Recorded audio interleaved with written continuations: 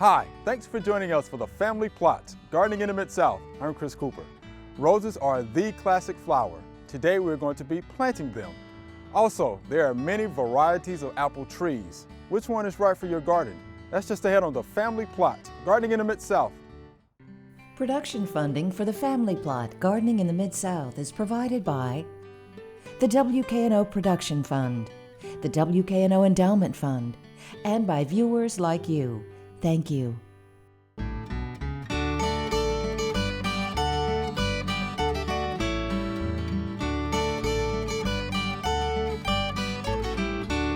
Welcome to the Family Plot. I'm Chris Cooper. Joining me today is Mr. Bill Dickerson. Mr. Bill is our rose expert, and Mr. D will be joining us later.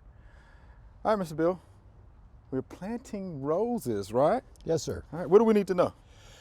Well, the first thing, I recommend going to a local nursery, Okay. And you'll get a potted plant. And they're just the newest plants that are out. They're more vigorous than the old plants. They're more money. But for an example, if you go to the box stores, you'll get a plant that the patent ran out in '65. Okay. When I picked these out, there was only 2 roses out of 40 that I'd ever heard of. Wow. And I take care of a lot of roses. And so I wanted to show just the difference between, this is a bare root rose, and when you open it up, it's just got a little bit of dirt and it's just roses. Roots. Okay. So you have to, there's a little more special care, and then it'll grow, but you're just starting off with a much better rose. Gotcha. And a current rose. Okay. Now, when you're looking for roses, a number 1 cane has at least 3 nice sized canes. This is about as good a rose as you can get as far as the canes. If you'll notice, it's got the bowl shape in the middle, which you want for air ventilation. And It cuts down on funguses and disease. This rose is fine. You don't see many that's just this ideal. Yeah, this is perfect almost, right? It is. I mean, Wow. it's just perfect. This is a Mr. Lincoln, which is an older rose, and you'll find them like these ones in the box stores, but it's a great rose and it's got great fragrance. So when I dig a hole, you want a good hole. You want the graft to be ground level or above. So you can raise a little bit up, and I mean, this rose is grafted as a vigorous rootstock underneath this little ball, and the top is red rose, yellow rose.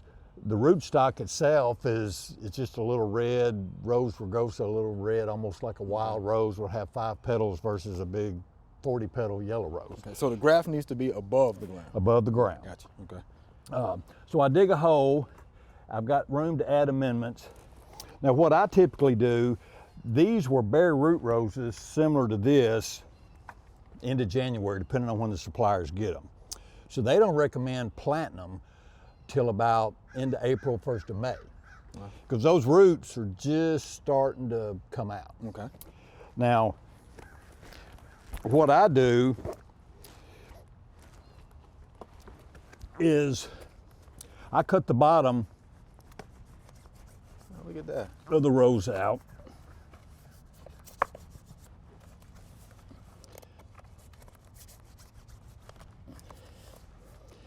And then when I stick it in the ground, it's not going to disturb and tear up all those roots. Gotcha. How about that? So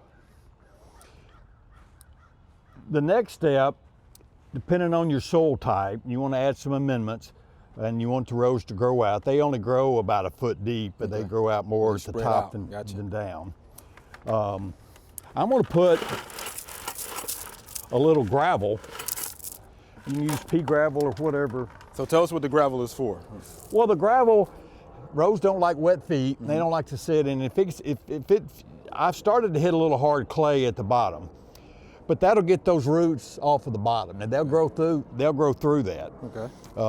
But the gravel will kind of keep the drainage down and the water will settle to the bottom. Gotcha. Here, I'm gonna add a little any kind of garden soil from a nursery. If you got composted stuff, that's great, leaves, whatever, but they like loose soil and those roots will grow and give it a big head start. Gotcha. Now, that's about where I want it. Okay.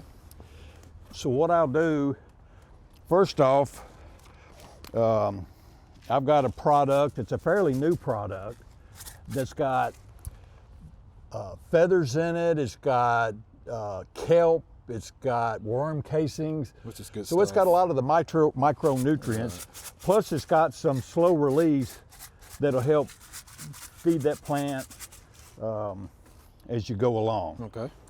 Now I'm gonna add, another thing that I use a lot of is good old Epsom salt. Magnesium sulfate, that's just, it's a wonder drug like aspirin. I mean, it's great stuff for tomatoes, roses, almost anything that you want to plant. So just a good handful for a site like Yeah. this, or two. Right? You know, I put a couple handfuls, that's probably about a half a cup. Okay. On established roses, I put about a cup in the spring. It gets basal breaks, which is a new cane will start from the root graft. Okay. All right. Then I'm going to add a little more. Of course, it's mighty wet out here, and it has been for a while. So I'm putting a little soil in here Okay. so that I can pull the bottom out. Good cut. How about that? I can pull the bottom out, and I'm gonna spread. I'm gonna start, and I'm gonna start at the bottom and cut about halfway up. Then I spread this soil around, and about halfway, I'll probably add just a few more A little bit more. amendments. Bone meal, any of your organics is just going to kind of feed those roots when they come out. Sure. Phosphorus, superphosphate, bone meal is really good. And I'm going to add a little more soil. Okay.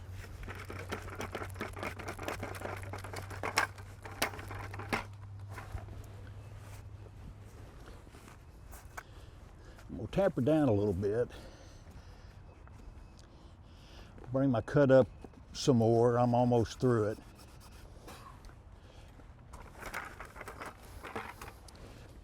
Now normally I would get some more of the dirt that came out of the hole, and I'd mix some of that with it. Okay. Then when I get it planted, the bottom's already out, Right. and this is kind of packed in. Well, then I can just gently How about that? pull this off, and it does not Gotcha, disturb the gotcha. roots. Yeah. Because at this point in time, coming from the nursery, they're just a little tiny, it's about like grass. They're just Okay. little, and if you just turn it, now later on in about 2 months, you can take that pot, turn it upside down, and it just comes out and it's almost root bound, but not quite. But now if it falls off, you just knocked the 3 or 4 weeks worth of root growth. You've just kind of taken that away. Then I pretty much fill this full of soil. If you've got pots that something died in, So you can use some of that soil. Right. yeah, Okay. it's, you know, it's good, and then you've got a pot that you can do something else with. And I like to say that this was filled up to about to the top of the ground line. At that point, I would Go ahead and mulch it. add mulch on the top, which is going to break down. It's going to keep the plant, keep the weeds out.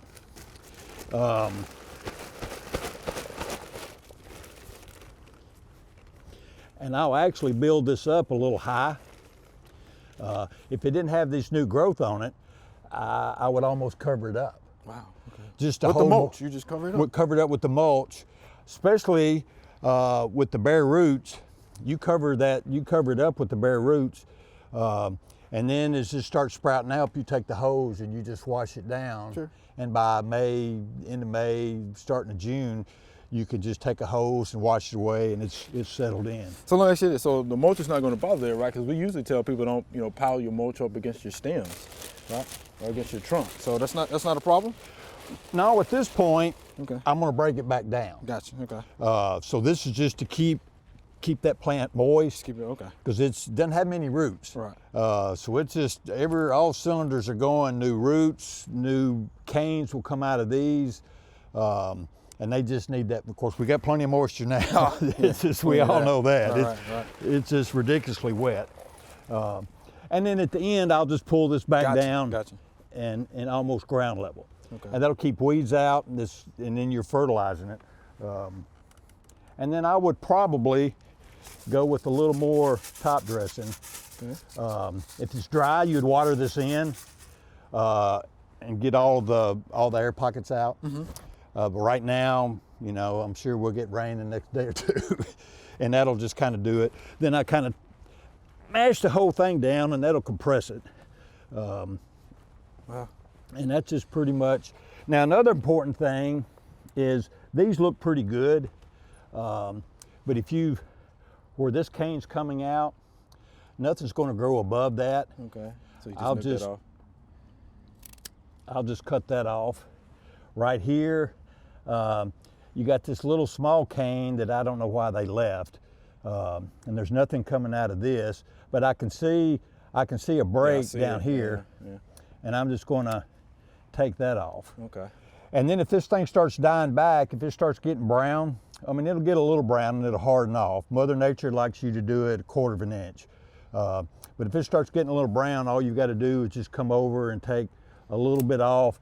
See, there's a little brown in there. Yeah. And you just want white pit. Gotcha. You want, and it doesn't hurt the plant. Okay. I see it. And then just keep it watered. Then from there it'll be okay. And then you're good to go. And Mr. Bill, we definitely appreciate that demonstration. Thank you, I think you've sir. done this a time or two, right? I have indeed.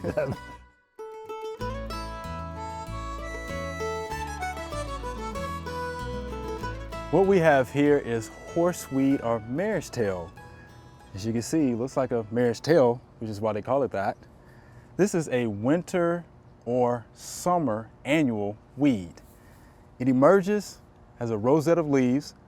It can be 3 to 6 feet tall. It reproduces by seed. You usually see this weed in pastures or roadside ditches and things like that. One unique characteristic of mare's tail or horseweed is this. It has a long tap root system. Look how fibrous that root is. You definitely don't want this weed in your garden. All right, Mr. D, let's talk about apple tree varieties. All right. What kind of information you have for us? I got some good information. Yes you do. There's lots to choose from. Okay. There are 5,000 varieties 5,000. worldwide, and fortunately, only 2,000 of them are grown in this country. That's a lot. So we only have 2,000 to choose from. Okay. and what I did is I did a little searching around, and for homeowners, I think disease resistance is very important because most homeowners, and I'm one, Yes. I don't do as good a job spraying my apple trees as I need to. And so if I can have some disease resistance, then that's going to help me produce a nice apple. Okay. Purdue University did an excellent job comparing different varieties and looking at disease resistance. And I have some information from Purdue that I want to share with you. And it's got hundreds, like probably 100 varieties plus. Wow. It's a good chart. In this publication, and it's highlighted the ones that are resistant to apple scab, which is one of the primary fungal diseases of apples, fire blight, juniper rust, and powdery mildew. And let me just list these off, and after I get through, we'll talk a little bit more about why you may or may not see these in the grocery store when you go shopping for apples. Okay. And Mr. D, we will have the link to that publication on our Great, website. that's great. Okay. Once again, the disease-resistant varieties are highlighted on the publication. Okay. And the first one is Crimson Crisp. It is very resistant to apple scab, moderately resistant to powdery mildew and fire blight, and susceptible to the rust, cedar apple rust, juniper rust. Okay. Right. The Enterprise is a variety that's resistant to scab, fire blight, juniper rust, susceptible to powdery mildew. Florina or Quarina is another one that's resistant to everything except the juniper rust. Freedom is resistant to all of those four different diseases and problems. Gold Rush, very resistant, moderately resistant to apple scab and fire blight in that order, but susceptible to the rust and powdery mildew. Liberty, resistant to all four. Mac Free, resistant to all four. Nova Easy Grow is resistant to everything except the juniper rust. Nova Mac is very resistant to all four of those diseases.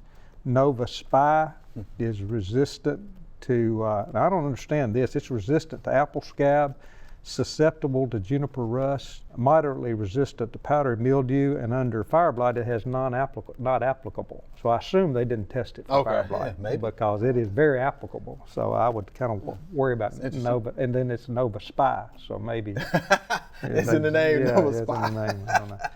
Prima is very resistant to apple scab and powdery mildew, moderately susceptible to fire blight, and very susceptible to juniper rust. Priscilla, resistant to all four. Pristine is the one that I'm familiar with. It's very resistant to apple scab and resistant to fire blight, susceptible to juniper rust, but resistant to powdery mildew. Surprise, resistant to apple scab and powdery mildew, but susceptible to fire blight and the rust. Williams Pride is the last one that's very resistant to apple scab and juniper rust and resistant to fire blight and powdery mildew. So that's 14 varieties of apples that have some really good disease resistance.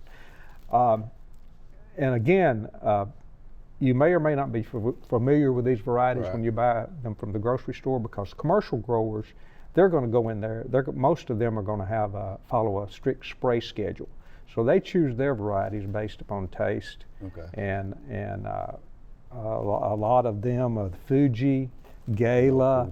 You know, we see those.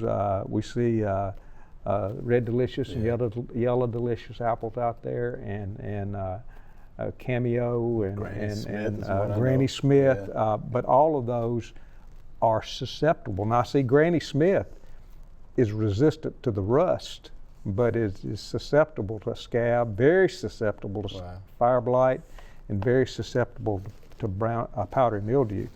And also, when you plant these varieties, make sure that you pay attention to the rootstock, because rootstock determines the size of the tree. These apples are grafted onto rootstocks that can be dwarfing rootstock, which makes the tree very small, semi-dwarf, which is a little larger, and then full size, which would be a big old apple tree. So if we're saying they're resistant, does the homeowner still have to spray though? I probably would, because this is not all of the diseases. There are a lot of diseases. Fly speck. There's black rot. And, there are a lot of diseases. These are only 4 diseases. There are 4 major diseases. It would be a good idea, if you can, to go ahead and do a cover spray for apples, and that would be a great idea. To do that every cover spray. 7 to 10 days. Wow. But I do understand that I just can't do it. I'm busy, and if you have a job and you have other commitments, and you got those 4 or 5 apple trees out there in the backyard, that in the back of your mind you need to go out there every Saturday. Well, Saturday rains Saturday, you can't do it, so it's really hard, and I understand that. And you know that from personal experience. I know that from personal experience, and I do this for a living, and I still don't do the job that I need to do. So if I have natural resistance, then that helps me. That helps me a lot, especially with the really devastating diseases like fire blight. Right. And that's the first one that I'm going to see. Right. Yeah. Fire blight usually shows up first for most people, and those are the calls that we get at the extension office about fire blight. Right. Wow. Right. So if you're using those cover sprays, we want to tell folks, make sure they read and follow the label. That's exact. Follow the label. Follow the label. That's correct. All right, Mr. D. Let's get information about those apple tree varieties. This is a lot too. How about that? It's amazing the number of varieties that are out there. You know, and you know, it's one thing that's amazing about apple is one that tastes good may or may not make the best pie. You know, some of the best tasting apples off the tree, the pie is kind of bland, and then some of them that are so tart that'll wake you up. You know, kind of like ammonia, make the best apple pies, and you know, fried apple pies, and the southern apple. You know, nothing like an apple pie with a little ice cream on top. So I guess you've eaten a few apple pies in a day, right? I've eaten more than my share of apple pies. All right. Well, we appreciate that good information. All right. Good deal.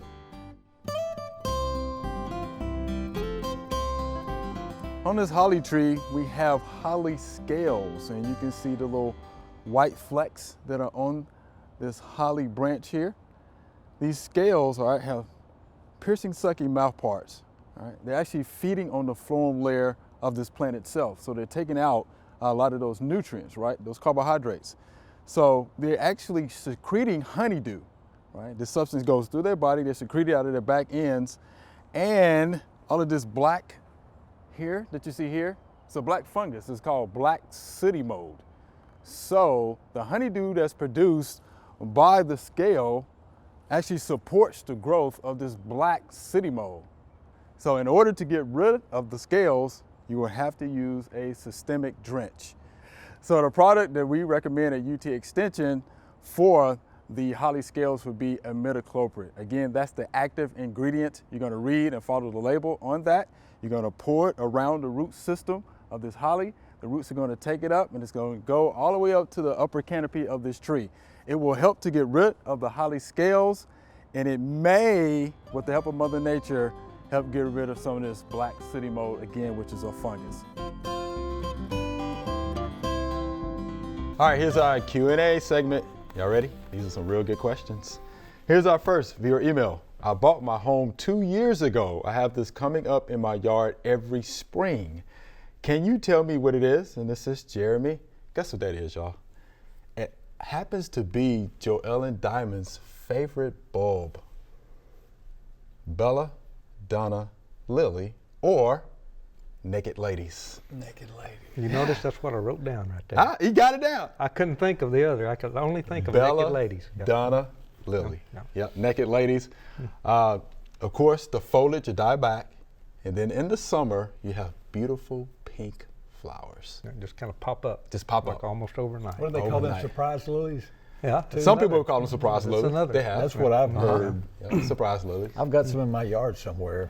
You see them, of course, in the middle of the summertime, and they are absolutely beautiful. Yeah, they just kind of come up out of nowhere. Bella, Donna, Lily, Naked Bella, Lady. Look at Donna. Mr. D. Look at you, Mr. Bill. Surprise lady. That's good. So there you have it, Mr. Jeremy. Keep write them. that down. They are absolutely beautiful. You will definitely enjoy them in the middle of the summer. All right, here's our next viewer email. During the fall, I planted several August Beauty gardenias, but they look like they're frozen. Will they survive? And this is Felicia in Marietta, Georgia. All right, Felicia, we got to be patient with this one, right? Gardenias, morning sun, afternoon shade. Now she asks about will they survive.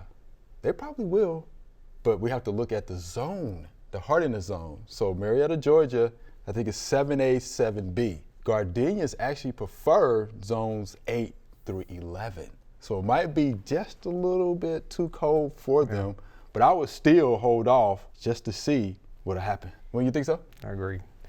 Even though my wife had me dig one up a few years ago. Okay. And I came to the show and you guys said if you leave it there, it'll probably come back. And Right. I still haven't let her forget that. But I'd give it a chance. I'll give it a shot, and then if anything else, I know some people that do this. You can actually just cover them, in the wintertime, or Joellen Diamond actually recommends potting them up, and you can bring them inside. Bring them inside. Yeah. Right, you can do it that way. That's a lot of work. It's a lot of work. If you like gardenias now, Yeah, it's an that's option. True. That's right. Yeah, but it's going to be a lot of work. Labor of you can- love. Labor of love. So cover them up, pot them up, bring them indoors. But I think this is a zone issue. Might be just a little bit, too cold, because again, they prefer zones 8 through 11. All right. So there you have it. So Alicia, thank you for the question. Here's our next viewer email. Can I treat for crepe myrtle bark scale now? If so, what can I use? And this is Barbara from Haywood County, Tennessee. All right, crepe myrtle bark scale. We've heard a lot about that. Yeah, especially the last few years. Last few years, I would treat now. Yeah, active ingredient that you're looking for is imidacloprid or dinutefuran, right, which the homeowner can get either one. The products are, readily available, at your big box stores, your nurseries. But those are the active ingredients I would look for. Read and follow the label on those. But now, when you say out, that's right. Now. Do it now. Now, I know depending on which product you get, the imidacloprid has a residual about 12, 13 months. The dinutefuran is going to give you the bell-shaped curve first, And then it kind of dies off, out. right? Yeah, so you have to apply that maybe a couple of times within the growing season. But yeah, just read and follow the label on those, and you should be fine. Now, is this drench the soil, or this is the systemic drench? So there's no need to spray the whole plant right now. Just drench the soil. Just use the drench. Right. The systemic drench. The roots, the roots will take them up, of course. Yeah. Depending on the size of your crepe myrtle, it may take it a week or so, to get to the upper canopy of the trees. Read to the that label tissue. and look at the math. Yeah. But yeah, the label's going to tell you everything you need to know, and you'll be fine. It comes in a liquid form or granular form. You decide which one you can afford and use, and we just go from there. Good deal. I think that'd work. All right. So there you have it, Miss Barbara. Apply now, read and follow the label. You should be fine. All right. So Mr. Bill, Mr. D, it's been fun. We're out of time. Remember, we love to hear from you. Send us an email or letter. The email address is familyplot@wkno.org, and the mailing address is Family Plot, 7151 Cherry Farms Road, Cordova, Tennessee 38016. Or you can go online to familyplotgarden.com. That's all we have time for today. Thanks for joining us. Today we planted roses, which is only the first step. Go to familyplotgarden.com to learn more about rose care. You can also get more information about apple tree varieties. Be sure to join us next week for the Family Plot, Gardening in the Mid-South. Be safe.